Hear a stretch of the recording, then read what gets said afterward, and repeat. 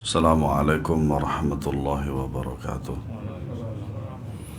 Innal hamdalillah nahmaduhu wa nasta'inuhu wa nastaghfiruh wa na'udzu billahi min shururi anfusina wa sayyiati a'malina.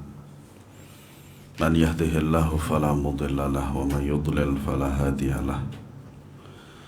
Ashhadu an la ilaha illallah wahdahu la syarika lah. وأشهد أن محمدا عبده ورسوله يا أيها الذين آمنوا اتقوا الله حق تقاته ولا تموتن إلا وأنتم مسلمون اللهم صل وسلم وبارك على نبينا محمد وعلى آله وصحبه وسلم. شكرا. Ma'asyiral muslimin a'azanallahu yakum. Melanjutkan pembahasan hadis yang ke berapa?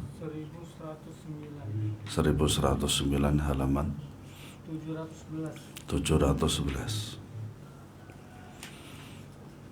Ini masih tentang jihad dan masih dalam bab pembagian bonus dan lain sebagainya.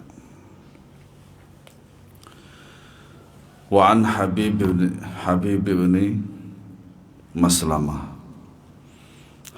bin Maslamah radhiyallahu anhu qala syahidtu Rasulullah sallallahu alaihi wasallam naffala ar-rubu'a fil bad'ati wa thulutha fil raj'ati. Rawahu Abu Dawud wa Sahawi Ibnu Jarud wa Ibnu Hibban wal Hakim. Dari Habib bin Maslamah radhiyallahu anhu, dia mengutarakan, aku pernah menyaksikan Nabi SAW memberikan 1/4 ghanimah dari nafal, sebagai nafal pada saat hendak menuju lokasi musuh.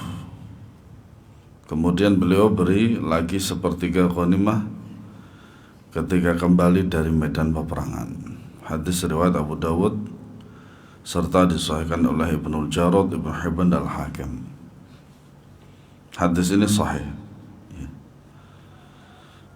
Nah, hadis ini menjelaskan bahwasanya apabila sekelompok pasukan keluar dari pasukan induk, menggempur musuh dan kembali membawa harta ghanimah, maka beliau Rasulullah SAW memberikan 1/4 bagian untuk mereka.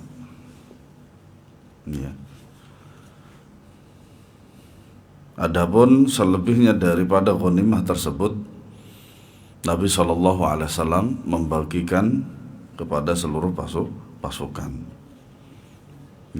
Makanya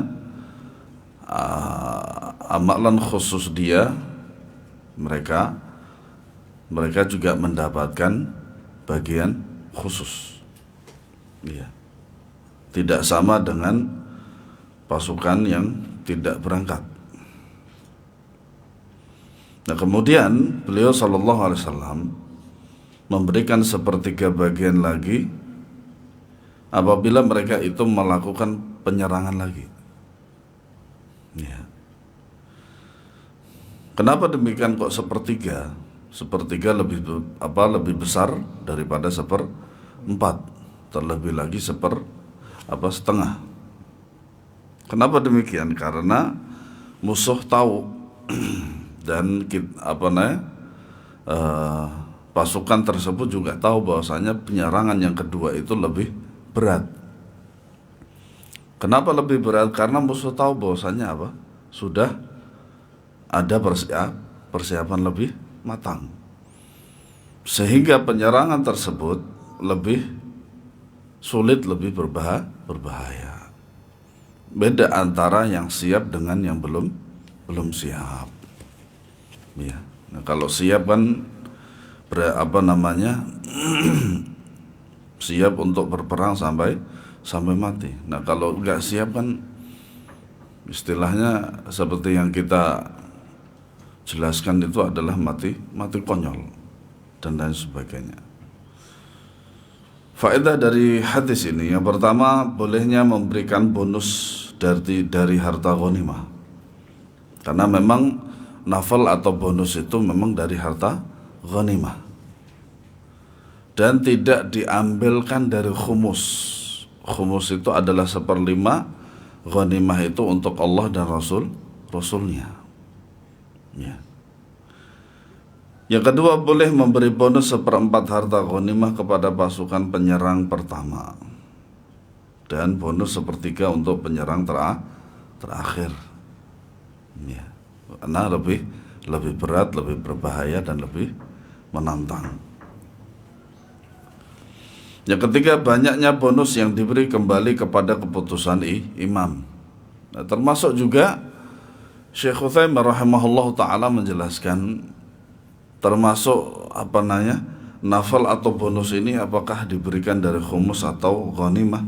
Nah, ini juga kembali kepada keputusan imam juga sebenarnya. Ya, tapi ada beberapa hadis yang menjelaskan bahwasanya nafal itu diambilkan dari ghanimah. Nah, ghanimah ini kan terbagi menjadi 2. Pertama, aslul ghanimah yang asli. Artinya belum dibagi. Apakah dibaginya itu untuk khumus, untuk Allah dan Rasulnya? Kemudian ghanimah itu dibagikan kepada pasukan dan keluarganya. Nah, kata Syekh Utsaimin rahimahullah, itu adalah aslul ghanimah. Ghanimah yang asal. Maksudnya ghanimah yang asal itu apa? Belum dibagikan. Ya. Jadi dibagikannya itu yang pertama adalah khumus, yang kedua adalah ghanimah. Begitu. Nah,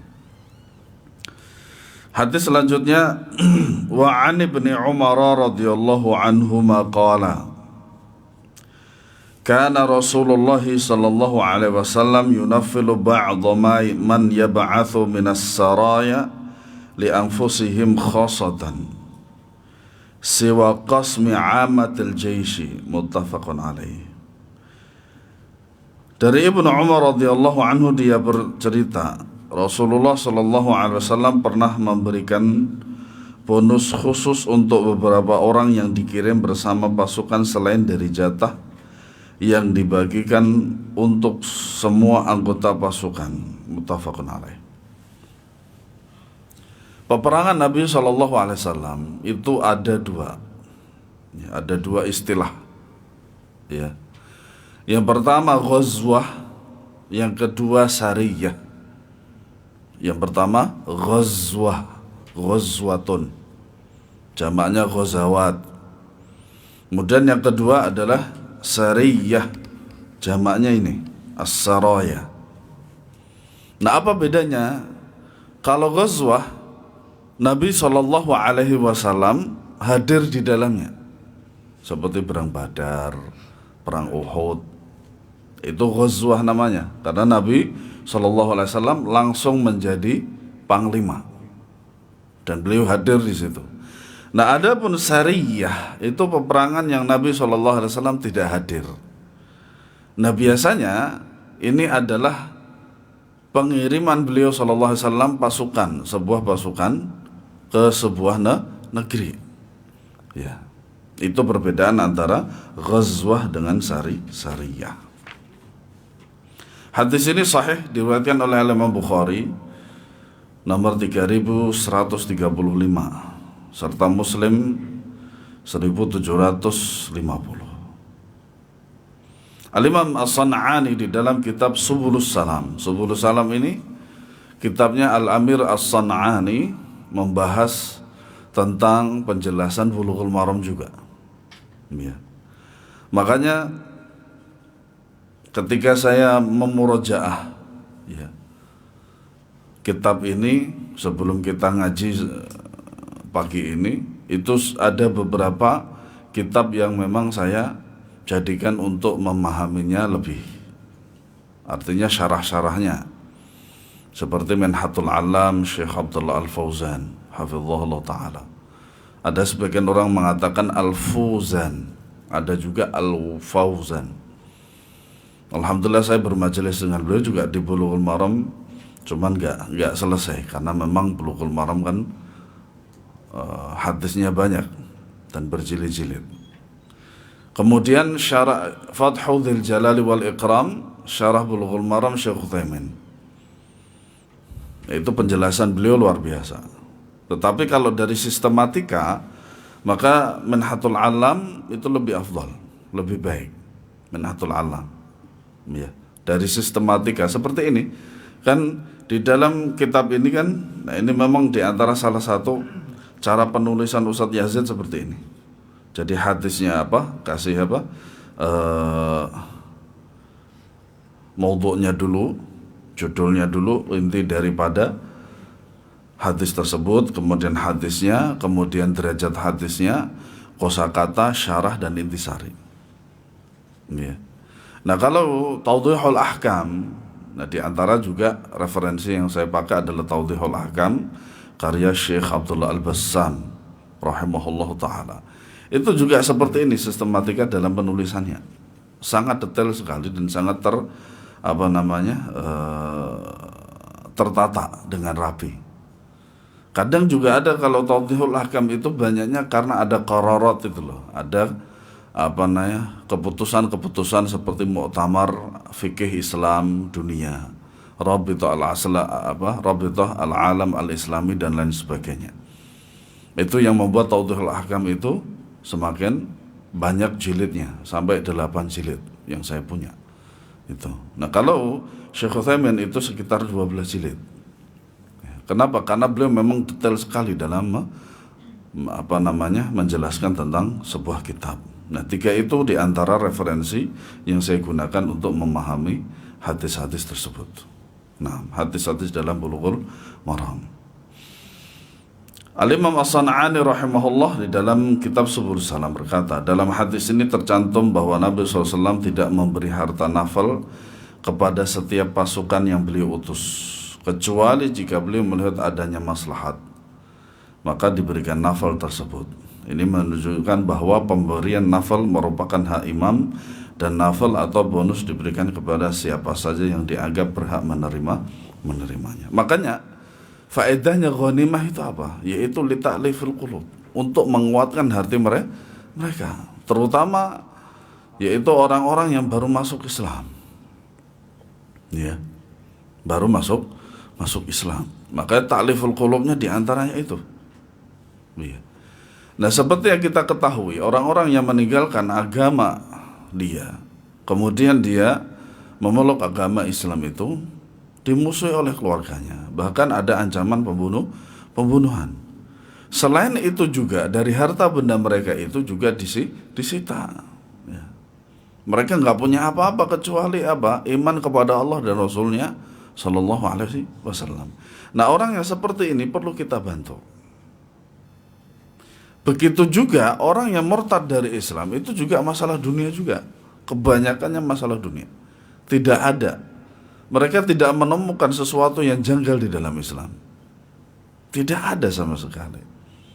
Ya, makanya selama saya bekerja di kantor dakwah di kota Al-Qasim Buraidah itu, kebanyakan mereka itu, mayoritas mereka, kenapa ketika ditanya kenapa mereka masuk Islam, melihat ibadahnya orang-orang kaum muslimin.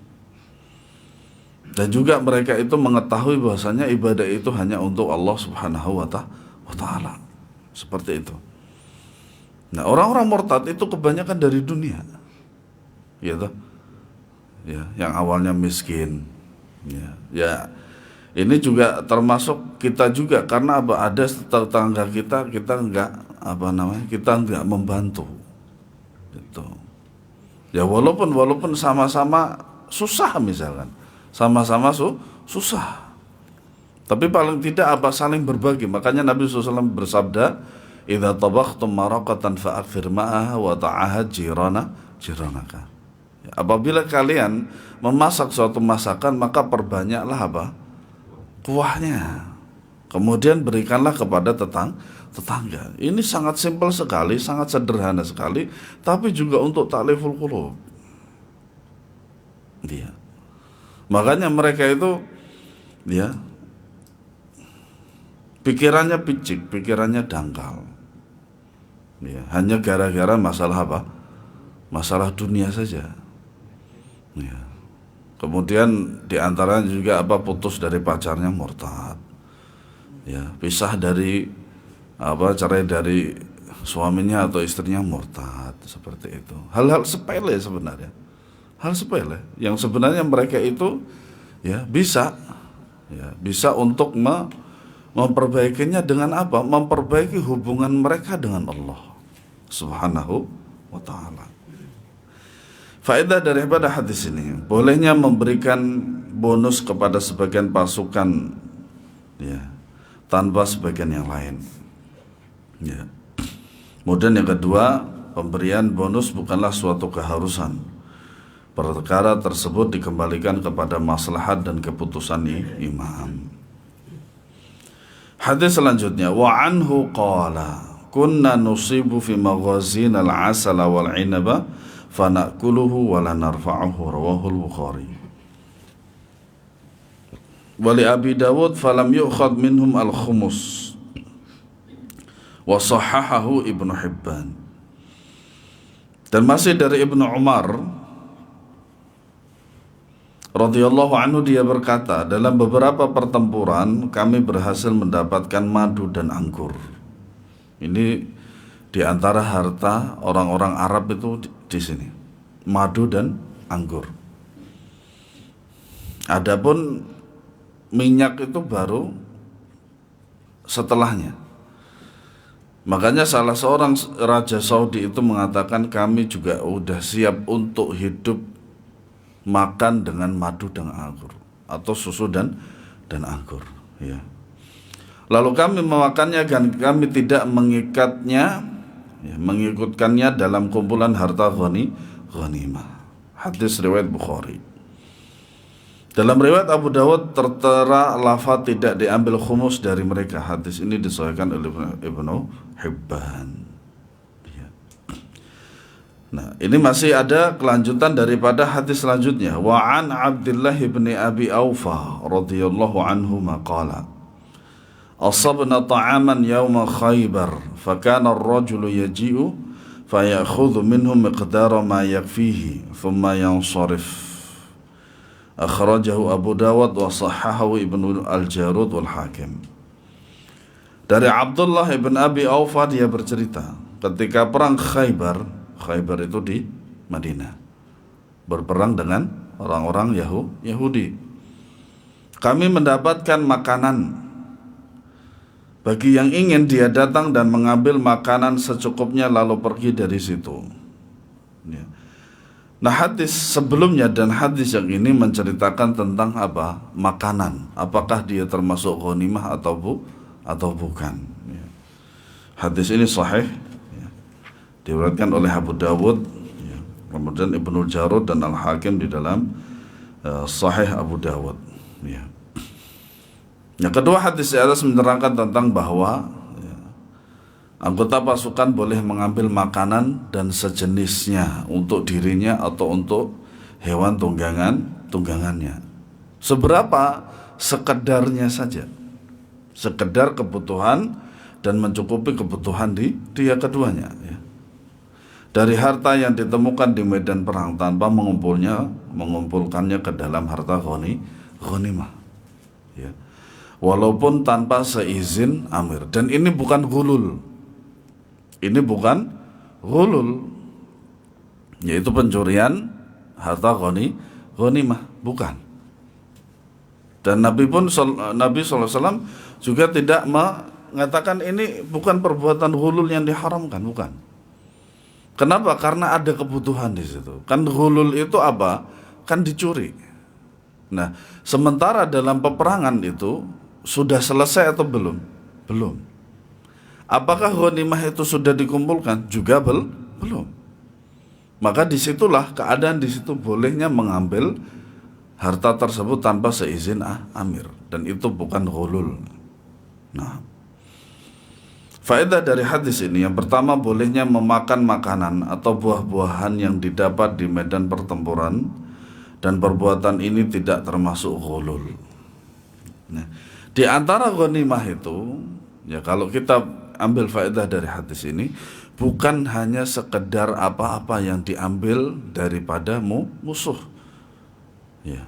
seperti apa tombak, pedang dan lain sebagainya, harta-harta yang lain tidak. Tetapi juga berupa tanah. Tanah di atasnya juga berupa apa? Tumbuhan, buah-buahan, sayur dan seterusnya. Itu kan juga apa? Juga ghanimah, juga harta benda. Iya, ada juga ternak juga di antaranya. Kenapa? Karena yang seperti itu adalah harta milik musuh dan dikatakan sebagai harta. Iya. Orang yang biasanya merawat ayam, tahu-tahu dicuri, dia merasa kehilangan enggak? Sedih enggak? Nah, itulah hartanya. Nah, seperti kita punyanya HP, ternyata HP kita hilang. Sedih enggak? Ya karena itu harta kita, kan begitu. Nah, ketika kaum muslimin menguasai daerah musuh, maka semuanya itu adalah ghanimah. Nah, yang kedua, bolehnya melakukan hal tersebut tanpa seizin imam, dan ini bukan ghulul. Kemudian yang ketiga, makanan yang dimakan tidak masuk bagian ghanimah. Ya, ghanimah itu adalah sesuatu yang sangat berharga. Ya. Kemudian yang keempat, tidaklah pantas bagi seorang anggota pasukan mengambil makanan lebih dari kebutuhannya. Kenapa demikian? Karena ketika dalam peperangan mengambil makanan itu lebih dari kebutuhannya, menjadikan dia itu lebih semangat atau malas? Malas, ngantuk karena kekenyangan. Nah, disitulah makanya ya tidak boleh mengambil lebih dari kebutuhannya. Sekedarnya saja. Kita pun tidak masuk ke dalam peperangan pun juga sama. Artinya jangan berlebihan ketika makan. Kalau sekiranya perut itu cukup untuk satu piring saja, bukan satu nampan. Ya. Makanya orang kalau kebanyakan makan itu akan semakin tambah berat. Sehingga apa? Sebagian ulama mengatakan orang gemuk itu dimurkai. Kenapa? Karena kebanyakan makan dan apa? Malas untuk beribadah. Nah, hadis selanjutnya, wa an Ruwaifi' di dalam kitab yang lain, Ruwaifi' bin Thabit radhiyallahu anhu qala Rasulullah sallallahu alaihi wasallam, man kana yu'minu billahi wal yawmil akhir fala yarkabu dabbatan min fai'il muslimin hatta idza a'jafaha raddaha fihi wa la yalbasu thawban min fai'il muslimina hatta idza akhlaqahu raddahu fihi. Akhrajahu Abu Dawud wa Darimi wa rijaluhu la ba'sa bihim. Hadis ini hasan. Hadisnya hasan. Dari Ruwaifi' bin Thabit, dia bercerita Rasulullah SAW bersabda, barang siapa beriman kepada Allah dan hari akhir.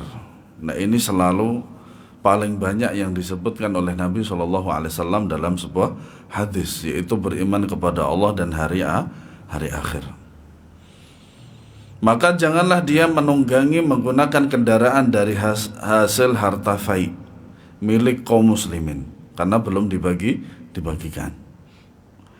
Lalu dia kembalikan setelah tunggangan itu lemah. Ya. Maka ketika lemah, maka dia punya kewajiban untuk apa? Untuk memberikan makan sehingga kuat lagi itu tunggangan. Ya. Janganlah dia mengenakan pakaian dari harta fai kaum muslimin, lantas dia kembalikan setelah pakaian itu lusuh. Ya. Hadis riwayat Abu Dawud Ad-Darimi dengan perawi yang riwayatnya bisa diterima. La ba'sa bihim. Nah, ini salah satu penilaian ta'dil daripada para ulama terhadap rawi-rawi yang lain. Ya. La ba'sa bihim. Makanya di antara salah satu istilahnya la ba'sa bihim, ya, maqbul, ya, saduq, thiqah, dhabit dan seterusnya.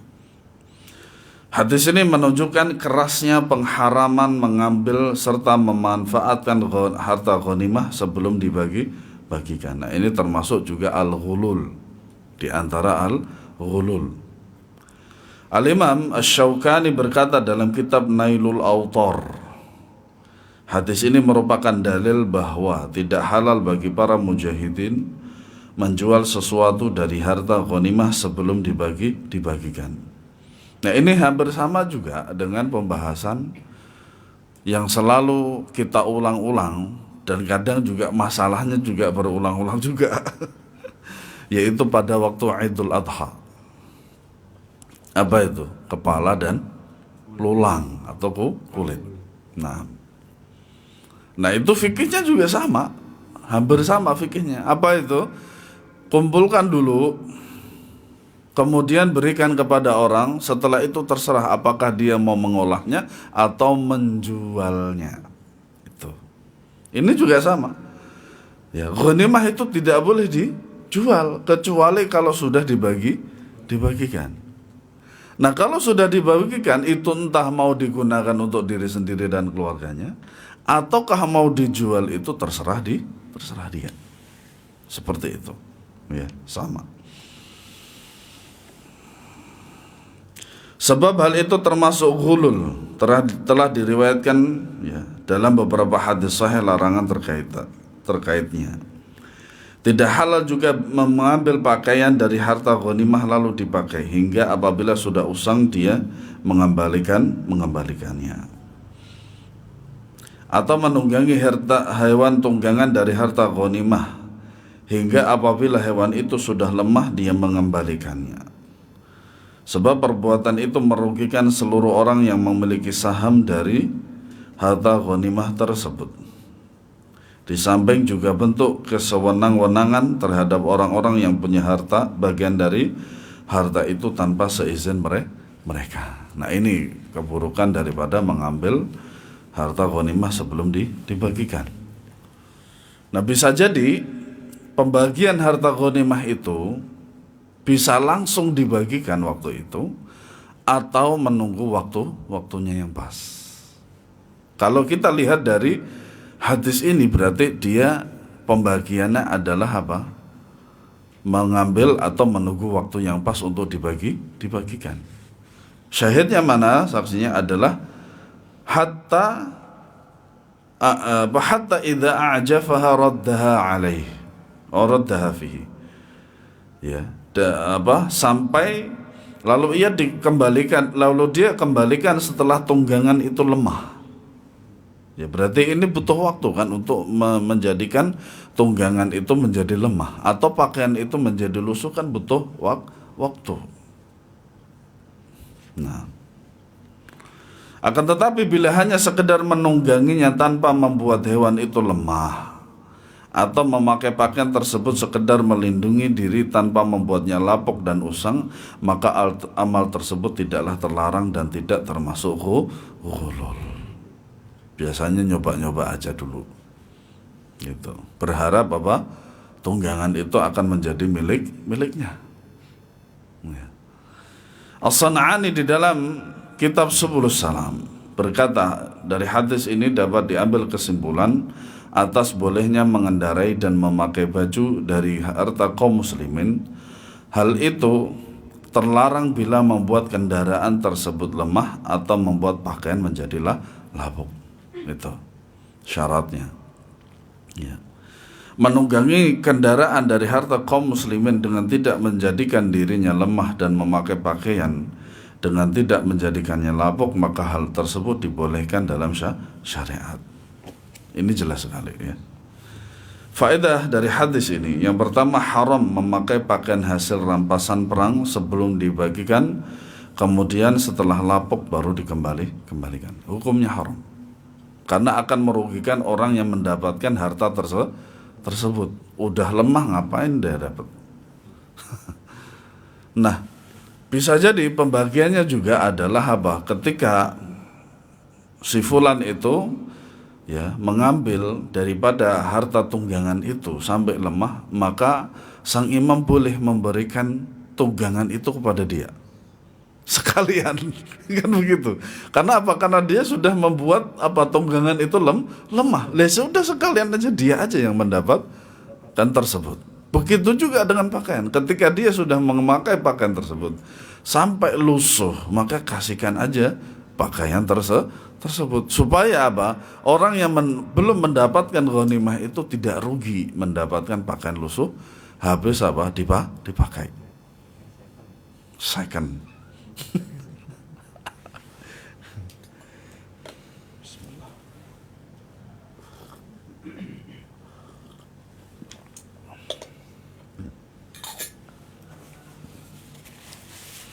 Yang kedua, haram mendungangi kendaraan hasil ghanimah sebelum dibagikan. Kemudian setelah menjadi lemah baru dikembalikan. Ya. Nah, perbuatan ini termasuk ghulul dan merugikan kaum muslimin. Ya. Yang ketiga, boleh meminjam pakaian atau kendaraan selama tidak membuat pakaian itu lusuh dan kendaraan itu lemah. Nah, di antara permasalahan yang saya dapati itu adalah ketika kita meminjam sebuah kendaraan, motor misalkan. Si pemilik motor mensyaratkan jangan lupa untuk diisi penuh ya. Padahal makanya nggak ada sejam. Ya. Bagaimana seperti itu? Nggak boleh. Ya. Maka tidak perlu mempersyaratkan seperti itu. Khawatirnya riba. Ya. Maka yang meminjam itulah yang harus tahu diri. Ya, harus merawat daripada pinjaman tersebut. Ngasih bensin lah dan lain sebagainya. Nah. Kemudian yang keempat penetapan tentang adanya hari akhir. Ya. Makanya beliau dalam banyak hadis mengatakan man kana yu'minu billahi wal yaumil akhir. Yaumul akhir ini adalah yaumul qiyamah. Ya.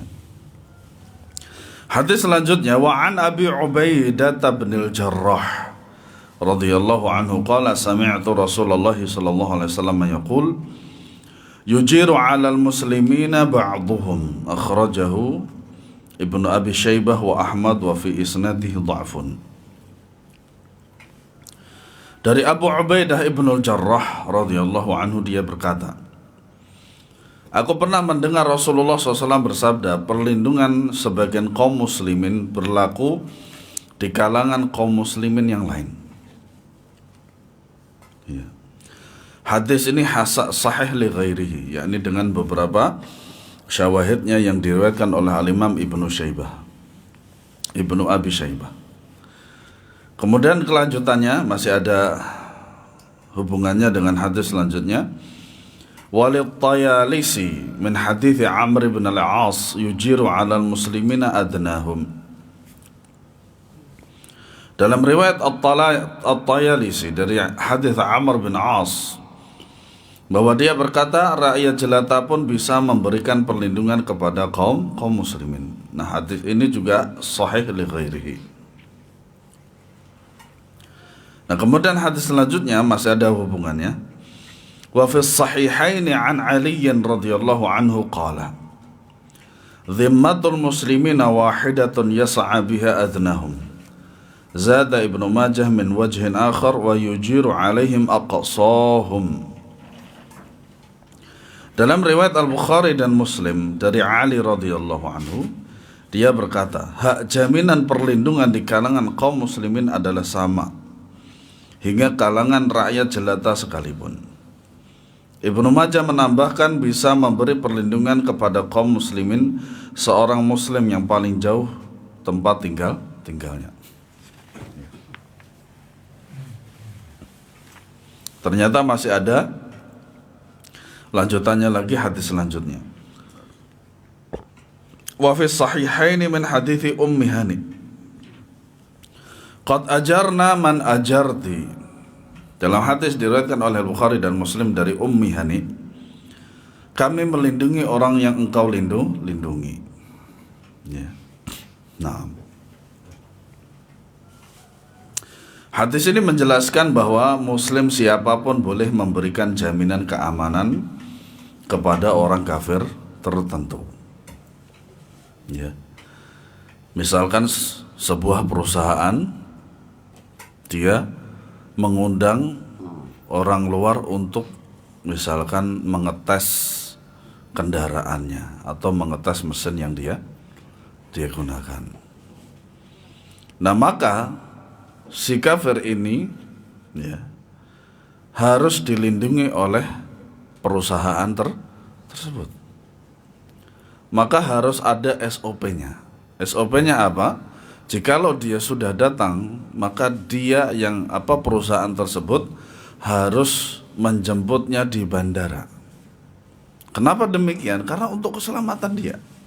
Kan gak mungkin dia itu datang sendiri ke perusahaan sementara dia baru pertama kali ke Indonesia misalkan. Ya, maka perusahaan, entah itu perusahaan yang perusahaan sendiri yang menjemputnya atau dia itu meminjam daripada orang untuk menjemputnya. Nanti kalau sudah selesai juga dia yang harus mengantarkan si fulan tersebut untuk sampai ke negaranya, yaitu di bandara seperti itu. Ya. Jaminan keamanan ini hanya berlaku dan sah serta tidak diboleh dilanggar oleh yang lain. Namanya juga jaminan atau perjanjian. Ya. Syukran. Sama halnya pemberi jaminan ini apakah seorang imam atau rakyat jelata, laki-laki maupun wanita muslim yang dekat ataupun yang jauh, demikianlah pendapat mayoritas ulama. Ya. Bila ada orang kafir meminta jaminan keamanan untuk mendengar Al-Quran dan mempelajari syariat Islam, maka jaminan keamanan ini harus diberikan. Sebagaimana firman Allah Subhanahu wa taala dalam surat At-Taubah ayat 6. Wa in ahadun minal musyrikin istajaraka fa'ajirhu hatta yasma'a kalam Allah thumma ablighu ma'manah dzalika bi'annahum qaumun la ya'lamun. Dan jika seorang dari orang-orang musyrikin itu meminta perlindungan kepadamu, maka lindungilah dia supaya dia sempat mendengar firman Allah. Ya. Maka ini sebenarnya bukan syarat, tetapi lebih afdolnya ketika kita mengundang orang kafir itu, maka sampaikanlah satu ayat Allah. Ya. Kemudian antarkanlah ia ke tempat yang aman baginya. Demikian itu disebabkan mereka kaum yang tidak mengetahui. Ya. Hadis ini faedahnya yang pertama, bolehnya seorang muslim memberikan jaminan keamanan kepada orang kafir. Makanya orang kafir itu terbagi menjadi 4. Pertama kafir zimmi, kedua musta'man, ketiga mu'ahad, keempat harbi. Dari keempat ya, jenis daripada orang kafir ini yang hanya boleh diperangi itu adalah kafir harbi. Yang kedua, kaum muslimin tidak boleh membunuh orang kafir yang diberikan jaminan keamanan oleh kaum muslimin, meskipun yang memberi jaminan adalah rakyat jelata, budak ataupun kaum wanita, karena itu adalah haknya dia untuk aman dalam perjalanan atau dalam keadaan dia selama dia itu diundang. Ya. Kemudian yang ketiga, jaminan keamanan dari seorang muslim hanya berlaku untuk satu orang kafir atau beberapa orang saja. Seorang muslim tidak berhak memberi jaminan keamanan kepada seluruh orang kafir. Tidak bisa. Ketentuannya tidak bisa memberikan demikian. Ya. Yang keempat, pemimpin kaum muslimin memiliki hak untuk memberi jaminan keamanan kepada seluruh orang kafir. Nah, ini kalau kapasitasnya sebagai imam, sebagai pemimpin kaum muslimin, maka faedahnya adalah untuk seluruh kaum kufar. Ya. Yang kelima, mengkhianati serta melanggar jaminan keamanan yang diberikan merupakan dosa besar, seperti yang dilakukan oleh orang-orang Yahudi di Madinah ketika mereka telah melakukan perjanjian dengan Rasul SAW. Kemudian mereka itu mengkhianatinya, maka Nabi SAW ya membunuh mereka, ya, membunuh mereka karena merupakan dosa besar. Yang keenam, mulianya Islam dan kaum muslimin. Nabi SAW bersabda, al-Islamu ya'lu wa la yu'la alaih. Islam itu agama yang tinggi, mulia, dan tidak ada yang menyaingi ketinggian dan kemuliaan Islam. Ya. Apa meneh? Oh, jazakallah khair. Yang keenam, kandungan hadis ini sebagai bukti bahwa Islam adalah rahmatan lil alamin, sebagai rahmat bagi alam semesta. Iya. Makanya orang-orang kafir itu tidak melihat keindahan Islam itu pertama adalah karena kesombongan mereka. Nabi SAW bersabda, al-kibru batarul haq wa ghamtun nas. Yang namanya sombong itu adalah menolak kebenaran dan menghina manusia. Nah, orang-orang kafir itu udah ada dua sifat ini ada. Ya. Kenapa demikian? Kalau kita lihat historis sejarahnya, ya mereka itu selalu menghina kaum muslimin karena apa? Karena keturunan daripada orang-orang Arab yang Nabi Ismail itu, ya kata mereka itu sebenarnya lebih, dalam tanda kutip ya, lebih hina, lebih rendah daripada mereka. Seperti itu. Padahal itu hanya persangkaan mereka saja. Hadis selanjutnya, wa an Umar radhiyallahu anhu annahu sami'a Rasulullah sallallahu alaihi wasallam yaqul la ukhrijanna al-yahuda wan nasara min jaziratil arab hatta la ad'a illa musliman. Rawahu Muslimun. Dari Umar radhiyallahu anhu bahwasanya dia mendengar Rasulullah SAW bersabda, sungguh aku akan mengeluarkan orang-orang Yahudi dan Nasrani dari jazirah Arab hingga tidak akan kubiarkan tinggal di sana kecuali Islam. Rawahu Muslimun. Nah, hadis ini perintah, ya, berisi perintah agar mengeluarkan orang-orang Yahudi dan Nasrani dari jazirah Arab.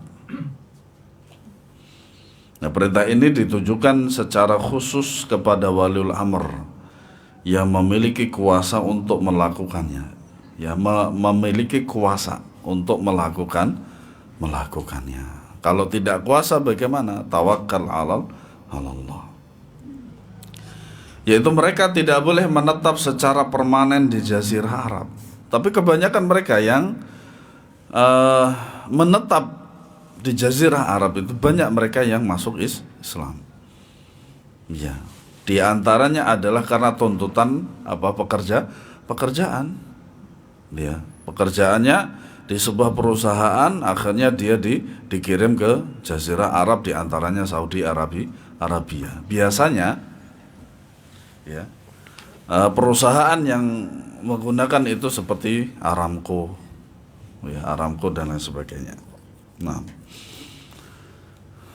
adapun menetap sementara untuk keperluan tertentu seperti delegasi negara, diplomat, pekerja buruh maupun pelancong, maka hal itu dibolehkan apabila mendapat izin dari wali amr dan juga mendapat jaminan keamanan dari kaum muslimin. Makanya orang kafir itu, mereka itu melihat kehidupan di Saudi itu menakjubkan, tidak seperti kehidupan mereka di negaranya. Seperti yang saya ceritakan di Street of Philadelphia. Coba antum lihat di YouTube itu. Ya, tidak seperti yang kita lihat di film-film. Ya. Saya kira di antara negara yang jujur apa adanya, entah secara aslinya atau dilihat dari segi sinetron atau film-film yang ada, itu Indonesia. Iya. Seperti itu kalau yang saya lihat ya. Iya. Negara kita seperti itu, Masya Allah, jujur. Seperti itu. Beda dengan yang lain, menutup-nutupi. menutupi. Adapun tanah haram di Makkah dan di Madinah, para fuqaha sepakat bahwasanya orang kafir tidak boleh masuk tinggal menetap di dalamnya secara mutlak. Tidak boleh. Ya. Makanya inilah keistimewaan daripada Jaziratul Arab. Ya, Jaziratul Arab. Ada dua kota yang Masya Allah, yang luar biasa, yaitu Makkah dan Madinah. Faedah dari hadis ini, perhatian dan usaha Nabi SAW yang begitu gigih dalam rangka membersihkan wilayah Jazirah Arab dari orang-orang kafir, sebab ia merupakan tempat turunnya wahyu. Allah memuliakan Jazirah Arab itu diantaranya dengan banyaknya para nabi dan rasul. Kemudian diturunkannya wahyu. Kemudian adanya tanah haram yaitu Makkah dan Madinah. Nah. Yang kedua, penjelasan tentang kemuliaan Jazirah Arab, diantaranya itu. Ya. Kemudian yang ketiga, orang kafir tidak boleh menetap secara permanen di Jazirah Arab. Ya. Yang keempat, termasuk dari konsekuensi hukum mengeluarkan kaum musyrikin dari Jazirah Arab adalah yang pertama, tidak boleh memberi hak kepemilikan apapun kepada mereka di Jazirah Arab. Yang kedua, tidak boleh mereka melewati atau tinggal sementara kecuali setelah mendapat izin dari penguasa muslim. Maka disinilah faedahnya seorang pemimpin Islam itu harus tahu hadis ini. Hadis ini harus dia pahami dengan baik, ya, dan dengan membaca keterangan-keterangan para ulama. Yang ketiga, tidak boleh mendirikan tempat ibadah mereka di sana. Ya. Ada beberapa negara, ya, di negara Arab sana, selain Saudi Arabia itu, mereka mendirikan kuil, mendirikan gereja atas izin daripada pemerintah. Nah, maka yang seperti ini pemerintah dia akan bertanggung jawab di hadapan Allah. Ya. Karena Jaziratul Arab. Ya. Nah, kemudian tidak boleh menguburkan jasad mati mereka di sana. Makanya saya dengar itu, jasad mereka kalau mati itu ya dibiarkan aja di tengah gurun pasir. Wallahu a'lam. Enggak. Dikubur juga enggak. Gitu. Nah, ini sebagai bentuk menghinakan mereka, ya, seperti itu. Kemudian hadis yang terakhir, ya, wa anhu qala kanat amwalu bani Nadir mimma afa Allah ala rasulih mimma lam yujif alaihi almuslimuna bi khailin wala rikabin fakanat an-nabi sallallahu alaihi wasallam khassatan fakana yunfiqu ala ahlihi nafaqata sanatin wa ma baqiya yaj'aluhu fil qura'i was silahi uddatan fi sabilillah, muttafaqun alaih. Dari Umar radhiyallahu anhu, dia menuturkan, harta Bani Nadir termasuk harta rampasan fai yang diberikan oleh Allah kepada Rasulnya dari harta benda mereka. Ya. Kaum muslimin tidak mengerahkan seekor kuda dan tidak pula kendaraan seekor unta untuk mendapatkannya. Harta tersebut khusus milik Nabi SAW, dan harta itu beliau memberikan nafkah setahun kepada istri-istri beliau. Masya Allah, 1 tahun penuh. Nah, selebihnya beliau gunakan untuk membeli kuda-kuda serta persenjataan sebagai persiapan perang fisabilillah. Nah, hadis ini sahih diriwayatkan oleh Imam Bukhari nomor 2904 dan Muslim 1757. Ya. Di sini kalimat afa Allah, harta rampasan fai yang diberikan oleh Allah, yakni Allah memberikan sebagai fai.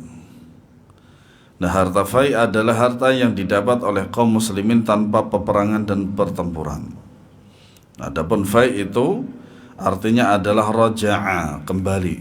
Disebut dengan fai karena seolah-olah pada asalnya ia milik mereka, kemudian kembali kepada mereka lagi.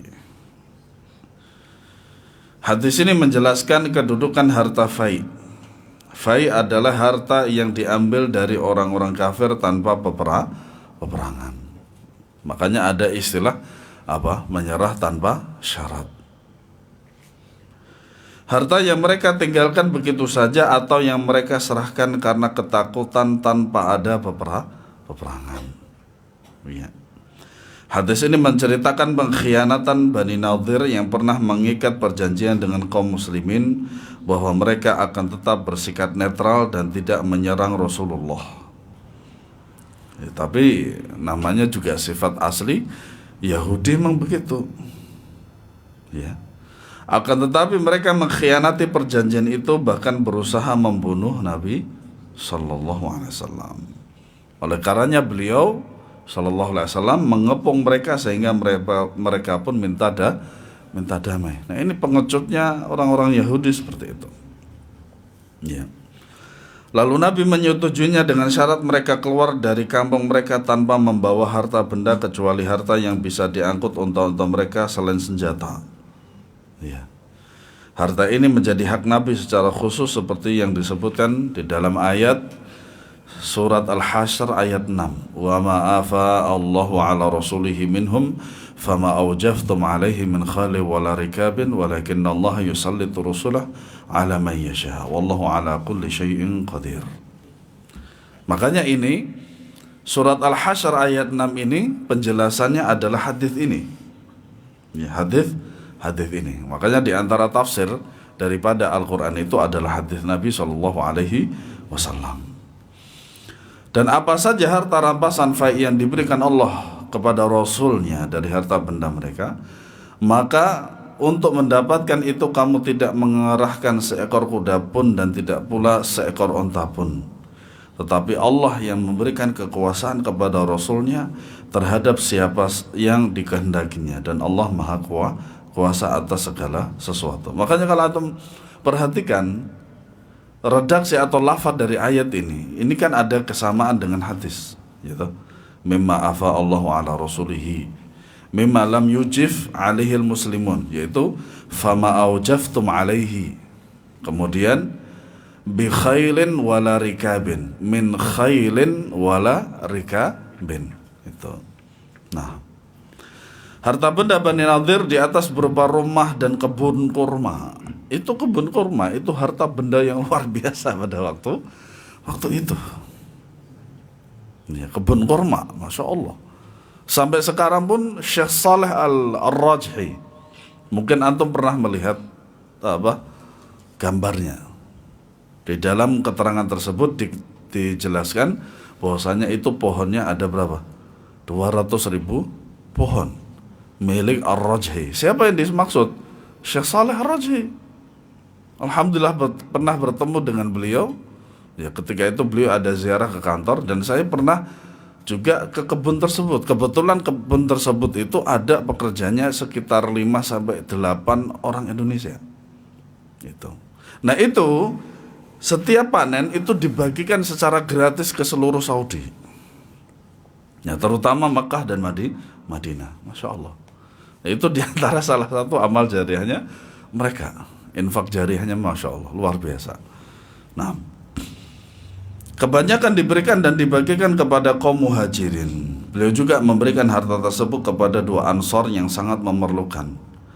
Adapun sahabat ansor lainnya tidak mendapatkan jatah sedikit pun. Ya karena apa? Karena mereka orang-orang Madinah, punya harta sendiri.